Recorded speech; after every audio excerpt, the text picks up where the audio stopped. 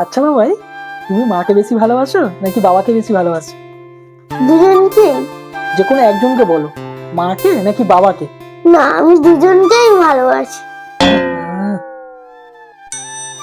আচ্ছা ধরো তোমার মা গেল পুরীতে আর আমি গেলাম দীঘাতে, তাহলে তুমি কার সঙ্গে যাবে?